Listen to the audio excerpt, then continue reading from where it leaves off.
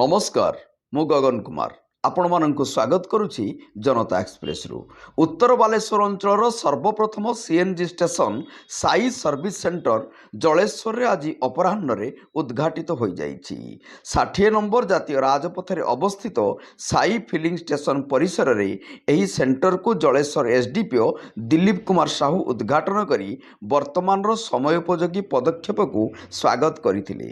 एही सीएनजी आदान गैस व्यवहार करने द्वारा प्रत्येक कार पिछा 52% और ऑटोरिक्शा पिछा 62% संचय हो पारिबा सहित परिवेश प्रदूषण को रोका जाई परिबो बोली मुख्य अतिथि श्री साहू प्रकाश करथिले।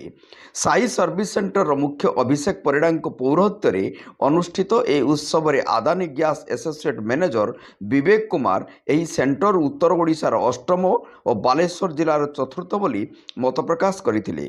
पूर्वरु एही साई फिलिंग स्टेशन परिसर रे पेट्रोल डीजेल प्रभृति मिलुथिबा बेले सीएनजी गैस अभाव परिलक्षित होउथिला। मात्र एबे एही सीएनजी गैस लिटर पिता 89 टंका 17 पैसा मिल पारिबो बोली से प्रकाश करथिले। प्रारंभ में Adani gas assistant manager Saurabh रथ प्राक सूचना प्रदान करथिले।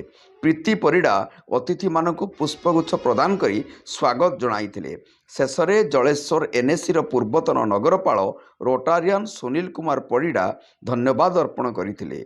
आज समग्र विश्व में 119तम रोटारी दिवस पालन हेउथिबारु जलेश्वर एही CNG Adani gas Sai centre शुभोद्घाटन हेबा फल केवल उत्तर बालेश्वर नुहे प्रत्येक दिन एही 60 नंबर जातीय राजपथ रे जाउथिबा 100 रु ऊर्ध्व गाड़ी चालक उपकृत होई पारिबे बोली श्री परिड़ा आशा प्रकाश करथिले। जलेश्वर रु सुकुमार रणांक रिपोर्ट जनता एक्सप्रेस।